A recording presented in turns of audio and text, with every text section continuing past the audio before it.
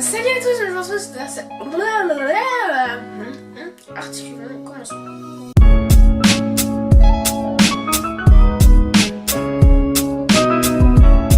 Salut à tous, je vous retrouve dans cette nouvelle vidéo et je suis trop contente de vous faire cette vidéo. C'est une vidéo favori, donc voilà, je trouvais que c'est plutôt sympa comme vidéo à faire. Donc voilà, j'en avais fait une un peu sous forme de wishlist à Noël, donc voilà, je me dis ça pourrait être plutôt sympa d'en refaire une là à l'approche de la belle saison et tout, de ce que j'utilise en ce moment. Surtout je me suis vraiment remis à fond dans la Fimo et dans plein de choses en ce moment aussi. Comme je fais pas mal de tutos, vous voyez des choses très souvent, et donc je voulais vous présenter tout ça, des choses que j'utilise vraiment tout le temps, que vous pouvez voir par exemple très souvent dans mes tutos, mais que j'en parle pas vraiment en tuto vu que j'essaie de passer vite sur les choses. Donc là c'est une vidéo un peu, je vais en profiter pour vous présenter plus en détail ce que j'utilise quotidiennement, où on les trouve et tout, pour répondre à certaines des questions du coup sur du matériel que j'utilise tout le temps dans mes tutos, comme ça je vous en parle plus précisément. Comment ça autant, voilà, plein de choses. Donc voilà, j'espère vraiment que cette vidéo va vous plaire et je vous laisse avec la vidéo. Un peu comme des favoris mais des choses utiles et que vous ayez, parce que j'ai souvent des vidéos, j'ai souvent des questions qui reviennent, ou t'as acheté ça, donc comme ça je peux répondre à tout ça dans une vidéo un peu, ça peut servir à ça, j'espère que ça va servir. Je vais commencer par ce que j'utilise tout le temps en off, on va dire, de mes tutos, c'est-à-dire que quand je fais un tuto, pour que ça prenne moins de temps, où je puisse faire de tutos, des créations plus rapidement, ou que ce soit mieux, ce qu'on appelle un pistolet à embosser, plus connu également sous le nom de heat gun. C'est ce que j'utilise en scrap pour faire... En fait on tamponne et on met d'une certaine poudre, ça s'appelle la poudre à embosser dessus, et on chauffe. C'est quelque chose qu'on chauffe, c'est un fer à chauffer mais très puissant. Et ça permet de faire fondre cette fameuse poudre, mais également par exemple de faire sécher quand on fait des fonds en gesso ou des choses comme ça, pour faire du mixed media, des choses comme ça. C'est vraiment hyper pratique. Et pour la polymère du coup c'est vraiment trop pour faire un peu pré-cuire, en fait, durcir quelques éléments d'une création. Donc ça permet de cuire certains éléments d'une création ou une création au préalable. Donc c'est pas une cuisson vraiment optimale, hein, c'est pas du tout la vraie cuisson, il faut vraiment une cuisson au four basique. Donc, moi par exemple pour les tutos, quand j'ai des choses rapides à faire, tout ça c'est vraiment trop pratique. Il y a de chez Loisirs Création, mais c'est un magasin qui ferme, mais vous pouvez en trouver un peu partout de toutes les marques, il y a pas mal de marques qui en font.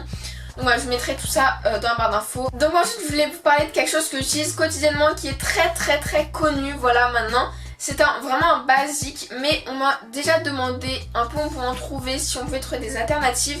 C'est la Fimo liquide, donc c'est vraiment quelque chose que j'utilise en ce moment énormément. Pour faire par exemple les donuts, le glaçage des donuts, je vais me servir de Fimo liquide. Pour faire le glaçage d'un gâteau qui est plus épais, mais c'est quand même de la Fimo liquide. Faire des glaçages, des faux chantilly avec de la Fimo plus Fimo liquide, ça ramollit la Fimo, c'est génial, c'est un indispensable pour moi. Vraiment un indispensable quand on fait de la gourmandise ou peu importe, vraiment toutes sortes, quand on manipule la polymère, la Fimo, tout autre polymère, c'est un indispensable pour la ramollir, pour créer des nuances, des matières différentes un peu. C'est vraiment trop bien, surtout en gourmandise, pour tout ce qui est coulis chantilly. Liquide, c'est un budget quand même, mais il existe. Moi j'ai le gros pot, donc c'est 200 ml, parce que du coup rapport qualité-prix c'est moins cher que d'acheter la petite plusieurs fois, surtout que moi j'utilise beaucoup.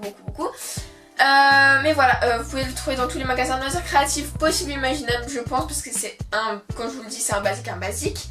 Un peu un équivalent, mais de chez la marque Sculpé, mais je l'ai pas trop utilisé, je suis pas sûre de son efficacité. En plus c'est blanc, ça c'est transparent. Ça c'est blanc, et c'est un peu comme une colle au four, parce que voilà, ça peut vous servir pour coller des éléments aussi, la Fimo liquide. La Bake Band qui est vraiment...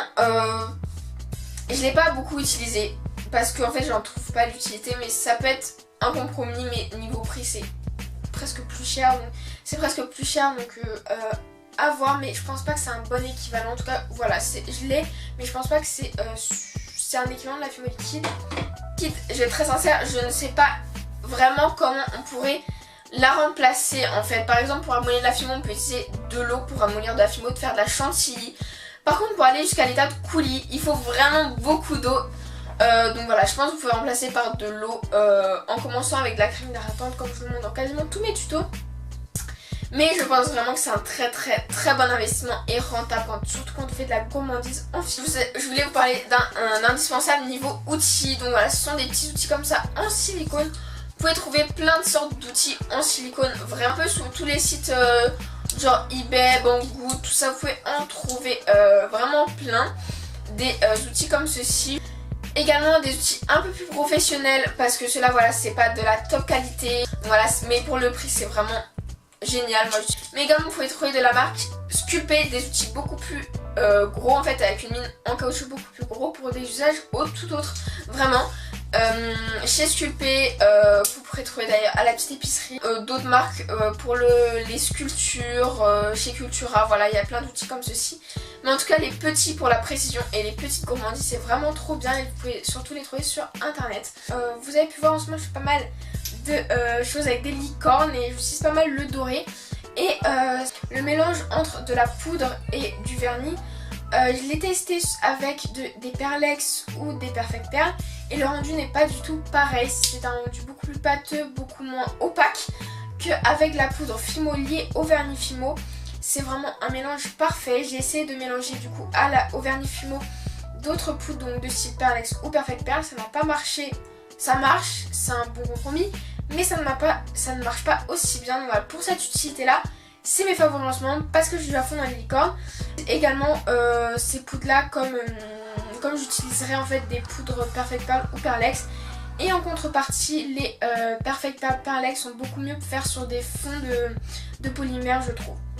Voilà, mais en tout cas pour en ce moment la gourmandise et les licornes, trop bien, vraiment trop bien. Ensuite je voulais vous parler pour tout ce qui est gourmandise, tout ça, des pastels secs. C'est vraiment quelque chose qu'on peut trouver facilement en promotion dans les magasins de loisirs créatifs. Des fois c'est élevé cher mais franchement vous pouvez en trouver également chez Lidl de temps en temps et chez Action, je crois qu'il y en a déjà eu chez Action.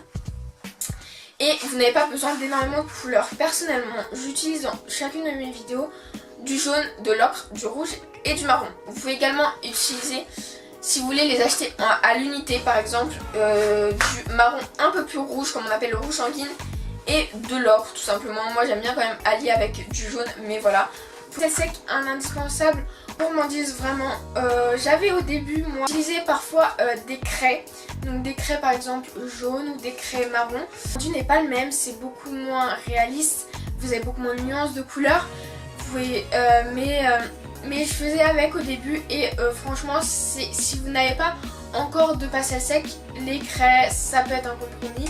Après voilà, si vous n'avez ni l'un ni l'autre, il vaut mieux se diriger vers des pastels secs qui sont maintenant très répandus. C'est très répandu, c'est basique maintenant. Mais voilà, je vous ai présenté dans une de mes dernières vidéos, mes derniers tutos, mon mélange pâte à gâteau. Donc pour mélange pâte à gâteau, en fait, je vais utiliser la Premo Sculpey écrue. C'est juste, même avant que je fasse le mélange, j'utilisais toute seule cette pâte polymère là. Donc la Premo Sculpey est plus chère que la Fimo, mais cette couleur là, l'écrue, c'est juste une couleur parfaite pour le mélange pâte à gâteau. Et pour vraiment un côté beaucoup plus clair, beaucoup plus réaliste je trouve, parce que l'intérieur d'un gâteau va être beaucoup plus clair qu'au final cette couleur là. Moi j'aime bien la mélanger avec une pâte translucide. Donc la pâte translucide que j'utilise tout le temps, qui est pour moi la meilleure, c'est la Cernite translucente, qui est entre les basiques, ça va être les translucides Fimo ou Sculpey et Cernite. La mieux pour moi c'est la Cernite, celle qui fait un effet beaucoup plus transparent. Et également avec du blanc. Pour le blanc par contre je n'ai pas fait de comparatif, pour moi tous les blancs sont presque identiques. J'utilise moi basiquement tout basique, j'utilise la Fimo blanche Fimo. Niveau vernis, je voulais vous faire un petit comparatif dans cette vidéo des vernis que j'utilise personnellement pour toutes mes créations. Vernis Fimo qui est le plus basique, le plus connu. Pour moi il l'appelle vernis brillant. Pour moi c'est un vernis satiné, c'est à dire qu'il n'est pas brillant de ouf, genre pas de ouf, mais il n'est pas mat, il est entre les deux. Il est satiné je trouve, il fait pas brillant gloss, pas bling bling, il est vraiment très bien pour des créations simples qui ont juste besoin d'une protection en fait, parce que le vernis vraiment est tout protecteur, c'est-à-dire que ça protège la création de la poussière, de l'usure un peu, voilà. C'est vraiment mieux de mettre du vernis. Ensuite pour un vernis vraiment, pour un rendu pour des glaçages, des chantilly, des petits fruits ou des choses comme ça, un vernis gloss pour des créations même abstraites, des créations que vous voulez presque avec un effet résine. Vraiment vous pouvez trouver un effet résine avec 2 couches de vernis brillant. Il y a un très bel effet, mais la résine n'est pas remplaçable. Mais en tout cas on peut comparer vraiment ce vernis là, donc c'est la laque de finition brillante de chez Graines Créatives. Quand vous voulez une création de mat, par exemple une pâte à gâteau, enfin une création de mat, je vous conseille pas de la laisser sans vernis parce que sans vernis c'est mat. Mais je vous conseille vraiment, c'est le mieux de mettre du vernis mat dessus parce que comme je vous l'ai dit, ça sert de protection. Malgré que le rendu soit mat, on dirait qu'il n'y a pas de vernis, il y a une protection et c'est toujours mieux. Et pour moi, le vernis transparent mat de chez Cernit, c'est le meilleur pour le mat. Donc voilà mon petit comparatif. Voilà mon petit comparatif vernis. J'espère que ça vous aura aidé. Donc ensuite, je voulais vous parler des colles que j'utilise, voilà, parce que c'est quand même très important les colles, surtout quand on fait du montage. Donc niveau colle à bijoux, ma favorite c'est la E6000, voilà, mais on ne peut pas la trouver partout. Il y en avait avant, j'en trouvais chez la petite épicerie, malheureusement je ne la trouve plus. On va trouver plus celle-ci chez la petite épicerie, je vous en parlerai après. Mais je la trouvais sur Paris, ces boutiques que je vous ai fait un haul récemment, je vous mettrai juste ici. La boutique Perle et moi et la Perlerie 22. Et subitement, je ne les trouve plus non plus. Donc voilà, c'est une très bonne colle. Si vous pouvez la trouver sur internet, franchement, trop bien. Mais moi, personnellement, je ne la trouve plus. Une colle que je vois souvent utilisée par les Américaines en fait. Donc voilà, j'essaye d'en retrouver, je sais pas. Je vous parle de cette colle là, colle à bijoux, donc c'est la colle Azulite qui colle quand même extrêmement bien parce qu'avant de passer à celle-là, j'étais à celle-là et maintenant je suis revenue à celle-là vu que je ne trouve plus l'autre. C'est la Azulite et celle-là vous pouvez la trouver vraiment partout maintenant, sur Paris, les boutiques comme je viens de vous dire, la petite épicerie, vous pouvez en trouver également et chez Cultura j'en ai trouvé également. Donc voilà, vous pouvez en trouver vraiment partout et elle colle super bien. Ensuite un petit objet récupération que j'utilise vraiment tout le temps, mais vraiment tout le temps. Ce sont les petites touillettes à café comme ceci, vous pouvez shipper, je sais pas, en aéroport, chez les Starbucks, des petits cafés, voilà. Vous pouvez shipper ça en libre service généralement.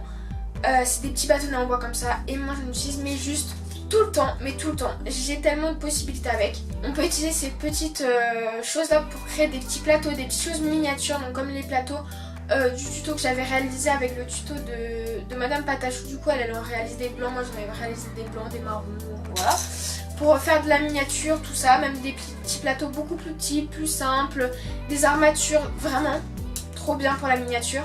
Ensuite pour servir de gabarit dans mes tutos, je sais plus, mais généralement dans mes tutos vous le voyez, si j'ai la flemme de sortir ma pâte à machine, tout simplement le fait de part et d'autre du morceau de pâte que vous voulez étaler, vous étalez par dessus et en fait ça va stopper pour avoir une épaisseur régulière sans pasta de machine. C'est juste trop bien. Bâtonnets, ce sont les bâtonnets d'esquimaux par exemple qu'on peut créer quand on fait du coup des petits esquimaux en polymère, tout ça. Ces petits bâtonnets là pour faire le bâton, c'est beaucoup mieux que les gros bâtonnets d'esquimaux qu'on récupère. Personnellement j'ai jamais utilisé ceux-là mais j'aime pas trop. Donc voilà, ces petits bâtonnets là, très bon compromis, super, j'utilise tout le temps. Donc voilà, cette vidéo est terminée, j'espère vraiment qu'elle vous aura plu. Comme vidéo favori, qu'elle vous aura aidé, donné des idées, vous aura aidé dans votre recherche. Si vous êtes débutant, voilà, c'est vraiment une vidéo pour ceux qui débutent ou qui ont besoin de plus d'infos. Voilà, j'espère vraiment que ça pourra aider. N'hésitez pas à me reposer des questions en commentaire, j'y répondrai avec grand plaisir. Et à revoir la barre d'infos parce que je vais y mettre plein d'infos, je vais faire plein de recherches pour trouver un maximum de liens pour trouver tous ces produits. Donc voilà, j'espère encore une fois que la vidéo vous aura plu. N'hésitez pas à vous abonner à la chaîne, c'est toujours pas fait. N'hésitez pas à liker cette vidéo si elle vous aura plu et à me rejoindre sur Instagram. Donc mon Instagram, si vous y êtes toujours pas, c'est juste ici pour que vous alliez voir si vous y êtes toujours pas abonné. Si vous avez Instagram bien sûr. Je peux vous laisser et je peux vous dire à très vite dans une prochaine vidéo. Salut!